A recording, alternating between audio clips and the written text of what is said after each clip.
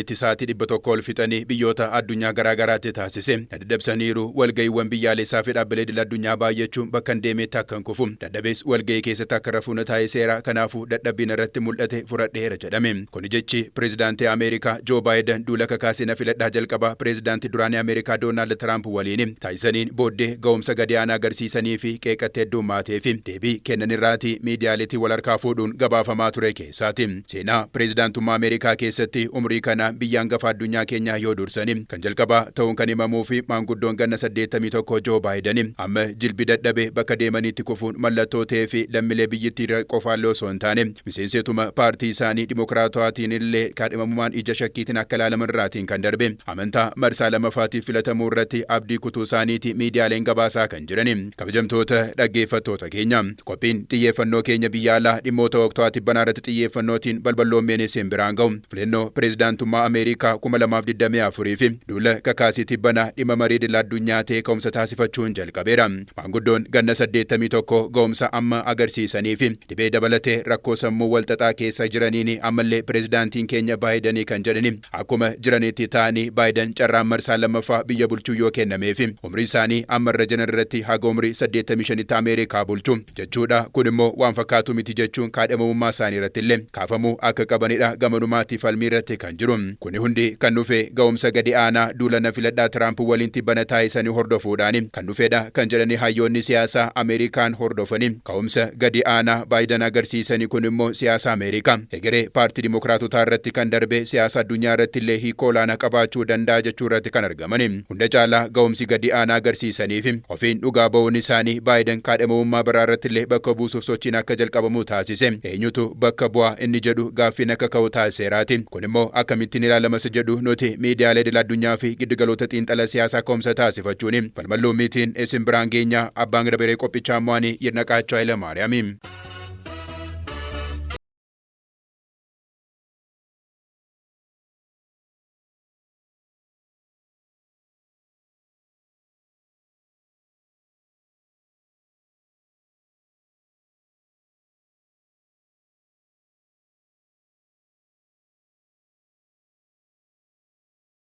Pireezidaantoota ga'umsaa fi deeggarsa dabalatee falaasama siyaasaa garaagaraatu galma guddaa tokkotti deeggartoota isaanii fuuldura dhaabbatee jira. Ragaaleen akka mul'isanitti taana pireezidaantii Ameerikaa duraanii Doonaald Tiraamp bara aangoo isaaniitti ga'umsa Ameerikaa madaaluu danda'uu dhabuu isaanii qofaan osoo hin taane murteewwan dhuunfaa ofiitiin fudhataniin Ameerikaa waltajjii addunyaa irratti gadi buusanii jiru. Bara isaaniitti fudhatamummaanii fi dhiibbamtummaan Ameerikaa sirrateera jechuun komatamaa turu. Gama tokkoon kan jiranii gameessi siyaasaa Ameerikaa Joo Baayiden gama isaaniitti seenaa siyaasaa Ameerikaa keessatti bakka guddaa kan qaban ta'anis umriin isaanii deemuun akka barbaadanii saayinaan akka hojjetan isaan taasisaa hin jiru. Dhukkubni itti deddeebi'uun ga'umsa isaanii irratti dhiibbaa uumeeraadha jedhamaa kan jiru. Kanarraatiin kan darbe yakki cimaan mucaan isaanii raawwate mana isaanii keessatti hokkorri biraa uumuus maatii yakkamaa akka jedhamanii isaan taasisee jira. Kun immoo Doonaald Tiraamp himannaa yakka garaagaraa seenaa siyaasaa Ameerikaa keessatti pireezidaantii jalqabaa mana murtiitti dhiyaatanii ta'anii bakka jiranitti aangoo pireezidaantummaa itti aanuuf duula na filadhaa daqiiqaa 90 ol fixeen foddaa televezyiiniitiin ba'anii kan irra aanani. Gama tokkoon kan jiranii Joo Baayiden immoo ga'umsa gadi aanaa agarsiisaniin balaaleffannaa fi shakkii guddaa keessummeessuun egereen siyaasaa Ameerikaa gamanumaa akka eegamu isa taasiseera. CNN lammiilee Ameerikaa filannoodhaaf galmaa'uun kaardii fudhatanii dabalate warreen televezyiinii isaaniitiin duula na filadhaa Baayideniif Tiraamp gidduutti gaggeeffame daawwatanii fi afgaaffii taasiseera jedhee saamuda fudhateen bu'aa argatee dhaabbata qorannoo yaada uummataa SSRS jedhamu waliin addunyaaf qoodee jira. Akka qorannoo dhaabbata kanaatti taana duula na filadhaa Baayideniif Tiraamp gidduutti gaggeeffame kanaan namoonni yaada isaanii kennanii kunneen Baayiden biyya bulchuu danda'uun ofitti amanamummaa kan qabaanne kan kaasan yoo ta'u walakkaan ol yookaan immoo harki caalaan isaanii filannoo pireezidaantummaa taasisan irratti dhiibbaa tokkollee akka irratti humnedha kan isaan kaasan. Lakkoofsonni saamuda dhaabbilee kunneen lammiilee Ameerikaa irratti fudhataman kana caalaa waan jedhu qabu kan jedhu balballoomi The New York Times irratti ba'e namoota duula na filadhaa Baayideniif Tiraamp gidduutti gaggeeffame daawwatan keessaa harki 67 ga'umsa olaanaa olaanaa agarsiisaniiru kan jedhani yoo ta'u harki 33 kan ta'an immoo Baayiden ga'umsa gaarii agarsiisaniiru kan jedhani ta'uu isaaniiti kan gabaasee jiru. Kun immoo qorannoo saammuda duula filannoo dura 55 Tiraampii fi 45 immoo Baayideniif kenname yoo bira qabamee ilaalamuuti. Dhugumatti Baayiden dadhabaa jiraachuu isaanii fi marsaa lammaffaaf yoo kaadhimamani paartii isaanii harka kennisiisuu danda'u aangoo pireezidaantummaa isaaniis Tiraampiif dabarsanii kennuu danda'u sodaa uumee ture. Duulana filadhaa tamsaasa kallattiitiin qopheessummaa CNN'n gaggeeffame kanaani bakkichatti argamu lammiileen biyyattii irraatii hirmaatanii fi foddaa televezyiiniidhaan miiliyoonotaan daawwatame kanaani dhimmoonni madda duulaa fi pireezidaantii aangoo irra jiranii fi pireezidaantii duraanii aangoo lammaffaaf dorgomaa jiranii gidduutti kaaniiru kan jedhu BBC'n balballoomii bal'aa qabatee beetii jira. Dinagdee irraa kaasee haga nageenya daangaatti godaantota seeraan alaa irraatii haga qaala'insa jireenyaatti hunda caalaa garuu jijjiirama qilleensaa addunyaa qoraa jiru irrattis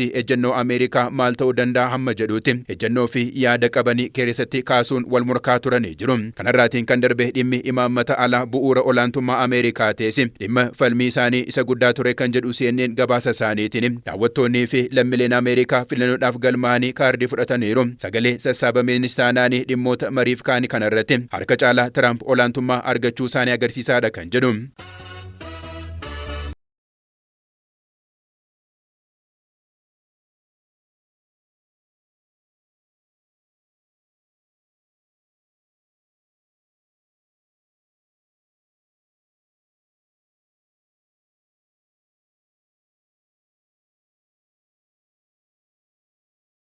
Center for Strategic Study jedhamu waabeeffachuun akka katabeetti taanaanii dhimmi xiyyeeffannoo guddaa argachuun pireezidaantota lamaaniin ka'uun mormiin itti mul'ate keessaatti inni jalqabaa diinagdee fi qaala'insa jireenyaa ture kan inni jedhu.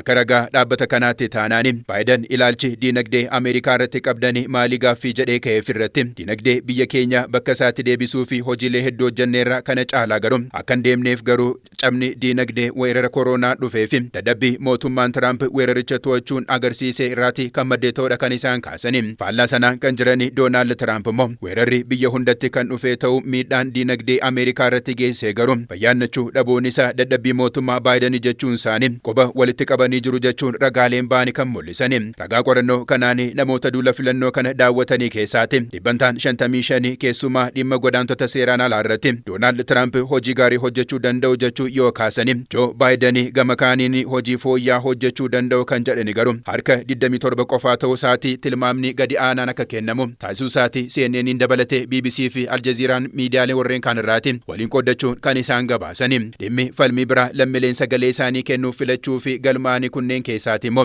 dhimmi diinagdee keessatti kan argamu yoo ta'u harki 56 Doonaald Tiraamp hojii gaarii hojjechuu danda'u harki 31 kan ta'an immoo Baayiden hojii gaarii hojjechuu danda'u kan jedhani turani jedha. Dhimma kanas seeraan hordofaa kan ture barruun The Diplomat gama isaatiin imaammata alaa Ameerikaa irratti Doonaald Tiraamp imaammata alaa Ameerikaa kabachiisuun Ameerikaas waltajjii addunyaa irratti olaantummaa isheetti deebisuu fi ga'umsa qabu jechuun dhibbantaa 47 yaada isaanii kan kennan yoo ta'u harki 35 qofaatu Baayiden imaammata alaa Ameerikaa milkeessuu danda'u kan jedhani. Inni biraa sirna dimokiraasii hojiirra oolchuu ture. Gama kanaan namoota yaada isaanii kennan keessaati harka 44 Doonaald Tiraamp filatamanii jennaan dimokiraasii Ameerikaa ni cimsu yoo jedhani harki 38 immoo Joo Baayiden kan eegsisuu danda'u jedhaniiru jechuun The Diplomat qorannoo dhaabbilee yaada uummataa qorannoo irratti argameerraati ka'umsa taasifachuun balballoomiin kaa'ee jira. Hidhaamni warreen kana hundaa immoo ija dimokiraatotaa fi riipaablikaanotaan akkamittiin ilaalama isa jedhu irratti qorannoo kan taasise The Wall Street Journal gama isaatiin riipaablikaanota duulana filadhaa kana daawwatanii keessaati dhibbantaan 96 Doonaald Tiraamp duulana filadhaa jalqabaa kana irraan irra aananiiru jechuun kan amanan yoo ta'an dimokiraatonni harki 69 duulicha kallattiin isaa ta'u TVdhaan daawwatanii qofti Baayiden irra aananiiru jechuun kan amanan. Waliigalaan Baayiden Tiraamp walii yoo madaalamanii ka'umsa gadi aanaa kan agarsiisan yoo ta'u kan hordofee gaaffileen hedduun akka kaanii isaan taasisee jira. Keessumaa Joo Baayiden kaadhimummaa pireezidaantummaa lammaffaatiif dhiyaachuun hin qabani kaadhimummaa dimokiraatota kaanii bakka bu'uu qabu akka jedhamu taasisee jira. Anaan eenyu bakka haa bu'u isa jedhu irratti yaada kan hin kennine maanguddoon ganna 81 Joo Baayiden ga'umsi isaanii gadi bu'uun dadhabbii irraatiin kan maddee ta'uu dhugaa ba'anis ammayyuu cimaadha kan isaan jirani. Amma gaaffii fi qormaata guddaa kan ta'e garuu waa'ee yaadaa fi komii fi shakkii lammiilee Ameerikaa osoo hin taane paartii isaanii dimokiraatota irraati mormiin itti ka'uusaati kan jedhanis hin dhibamne. Sanatu kaadhimamummaa Baayideniif qormaataa fi muddama guddaa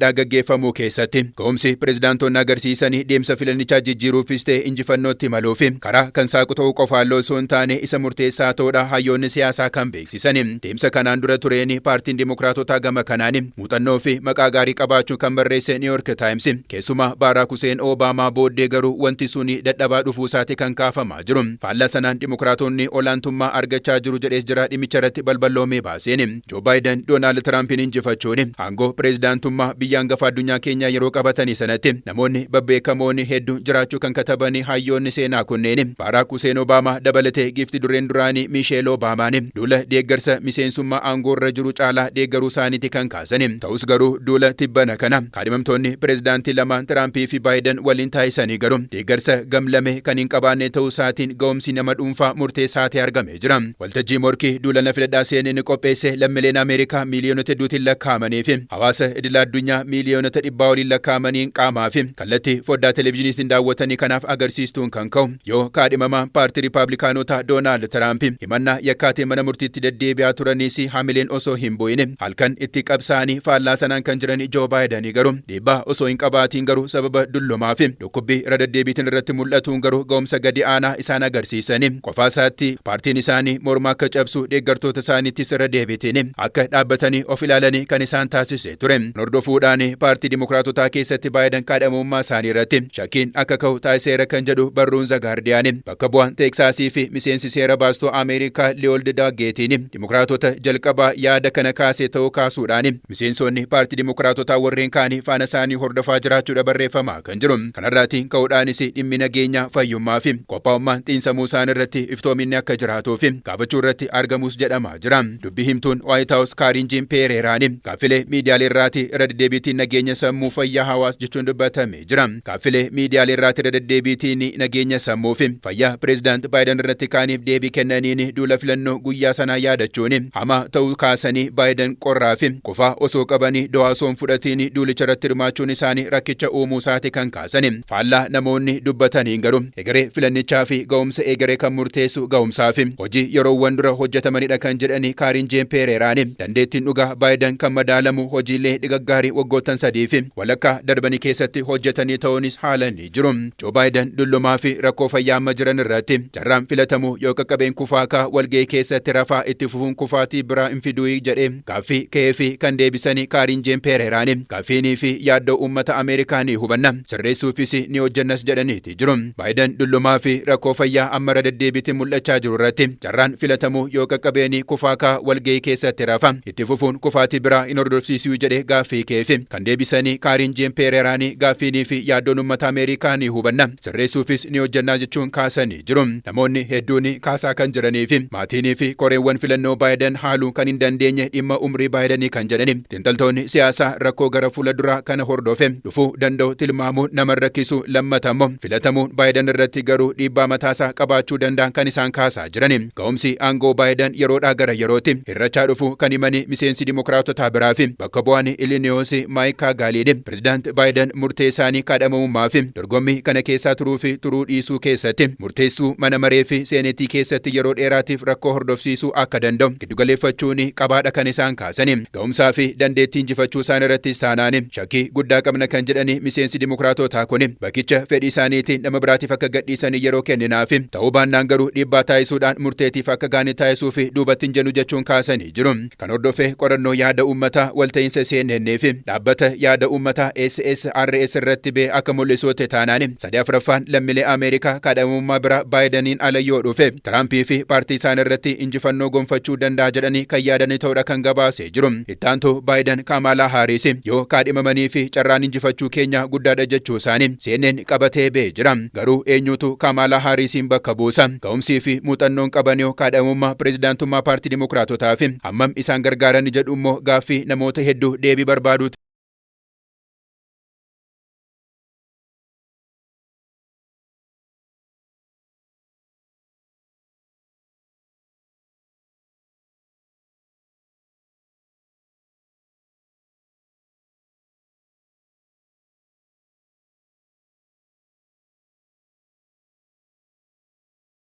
irratti sassaabamanii akka mul'isaniitti taanaani keessumaa Joo Baayidanii fi Doonaald Tiraamp duula filannoo taasisanii fi Joo Baayiden ga'umsa gadaanaa argamsiisanii booddee qorannoowwan taasifamanii akka mul'isaniitti taanaani Joo Baayidanii bakka bu'uu kan danda'an itti aantuu isaanii Kamaalaa Haaris ta'uu isaaniitti dubbatamaa kan jiru keessumaa balballoomii CNN qabatee qorannoo yaada uummata Ameerikaa irratti hojjedheera jedhee baaseen Doonaald Tiraamp ilaalcha badaa dubartoota biratti qabanii akkuma jirutti dubartoonni Ameerikaa 50 ta'anii Kamaalaa Haarisin akka filatanii agarsiisaadha kan jedhee jiru. Hunda caalaa garuu muuxannoo fi riikardiin seenaa siyaasaa Ameerikaa keessatti qabanii Baayidaniin bakka bu'uun kaadhimamummaa paartii isaanii madaala akka kaasaniif isaan gargaaruu danda'an gamanumaa kee jira. Muuxannoodhaan yoo ilaalamanis taanaani Kamaalaa Haaris caalaatti miseensi paartii Dimookiraatota muuxannoo qabu hin jiru kan jedhu BBC'n gama isaatiin abbaa alangaa magaalota garaagaraa abbaa alangaa bulchiinsota dabalatee amma immoo itti aantuu pireezidaantii biyya hangafa addunyaa keenyaa ta'anii biyya isaanii tajaajilaa jiraachuun keessumatti immoo kophaasaatti muuxannoo miseensonni biraa hin qabaanne akka qabaatanii taasise tilmaama Doonaald Tiraamp waliin falmachuu fi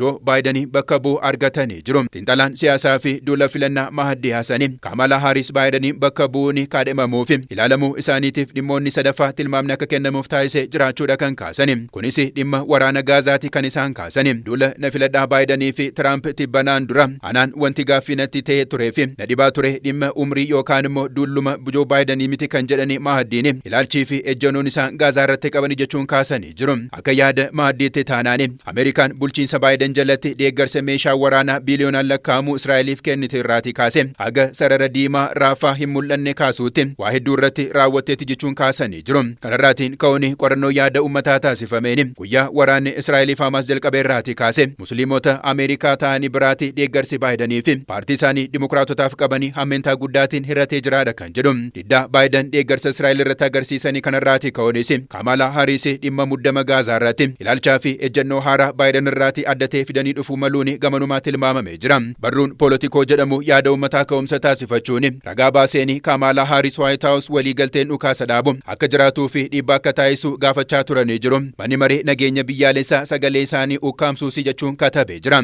Kanaafuu dhimma Gaazaa irratti ilaalchaa fi ejjennoo fooyyaa Baayiden irraati adda qabaachuu isaaniitiin kaadhimamummaatiif dhiyaate jennaani tokkoffaa dubartoota Ameerikaa miiliyonotaan lakkaa'amanii musliimota sababa waraana Gaazaatiin Ameerikaatti muufatanii fudhatamummaa qabaachuu danda'u Kamaalaa Haarisii fi dabaluu danda'aadha kan inni kaasee jiru. Hidhaamni warreen kana hundaa immoo paartii Dimookiraatota sababa ga'umsa Baayidanii shakkii keessa seenetu keessaa baasuun waltajjii dorgommii biraatii fi simboo isaanii duraatti deebisuu danda'an gamanumaatti tilmaamamee jira. Waa hunda ifa gochuudhaaf Baayiden mo'amuu danda'u Kamaalaa Haaris mo'achuu hin dandeessu jechuu hin barbaadu kan jedhani Mahadii Haasanii haalli mijatee jennaanii amma Ameerikaa keessa dargaggoo qaxalee waa kan uumuu danda'u jiraachuudha kan kaasani. Kanaafuu Dimookiraatonni carraa kanatti kan hin fayyadamne taanaani kasaaruu isaaniiti jechuun kaasanii jiru. Amma jedhani Mahadii Haasanii amma wantan Dimookiraatotaaf dhaamuu barbaadu filannoo keessan bareechuuf yeroo qabdu. Pireezidaanti Baayiden umriin tulfaate morma jalatti ga'e pireezidaantii dubaraa jalqaba pireezidaantii gurraacha lammataa pireezidaantii hidda Eeshiyaa of keessaatii qabdu filachuu qabdu jechuun barbaada jechuunis kaasanii jiru. Akkuma Dimookiraatonni irra deddeebiitiin jedhani sana anis jechuun barbaada kan jedhani Mahadiin Dimookiraasiin Ameerikaa balaarra jira. Kanaafuu Kamaalaan kaadhimamummaa dhiyeessuun Dimookiraasii Ameerikaa baraaruun barbaadame jennaani amma murteessanii jechuu isaanii CNN fi Aljazeeraan gabaasanii jiru. Duulana filadhaa tibbana haala kanaatiin qeeqamaa kan jiranii Joo Baayiden ga'umsa agarsiisaniin gadduu isaanii reediyoo Wiskoonsii waliin turtii taasisaniin beeksisanii jiru. Kanaaf amma nama bakka isaan bu'u filachuun isaa ta'u kaadhimamuun yerootti dirqamee irra gahamee jira. Kun immoo tarii ga'umsa gadi aanaa isaan agarsiisaniin Tiraampii fi dandeettii gara teessoo pireezidaantummaa isaaniitti geessuu danda'u agarsiisuu danda'an gamanumaa shakkamee jira. Hidhaamni warreen kana hundaa immoo Tiraamp yeroo lammaffaatiif aangoorra akka ba'anii taasisuu danda'a. Kun immoo deemsa siyaasa Ameerikaa jeequun waltajjii addunyaa irrattis taanaan dhiibbaa umtummaa ishee dadhabsiisuu danda'a. Kanaafuu Dimookiraatonni murtee cimaa paartii isaanii keessatti murteessuun ergama biyyummaa baachuuf dirqamaniiti jiru. Baayidanii gaggeessuun Kamaalaa Haarisiin kaadhimamummaatti ol fidanii paartii isaanii kufaatii irraa baraarumo yookaan dadhabina isaanii waliin waltajjii Tiraamp irratti dhiyaatuun ni jedhu filannoo fi gaaffii deebii barbaadu ta'ee jira. Isaan maal murteessuun ni jedhu yeroon kan deebisu ta'a. Kabajamtoota dhaggeeffattoota keenya qophiin xiyyeeffannoo biyya alaa dhimma duula filannoo Ameerikaa Baayiden ga'umsa gadi aanaatti agarsiisanii fi dhimmoota kaan irratti balballoomeen isin biraan geenye hagiyoonaatti kan isin biraan geenye ture. Qopheessaan qophichaa mo'anii Yirnaqaachuu Hayilamaariyaam.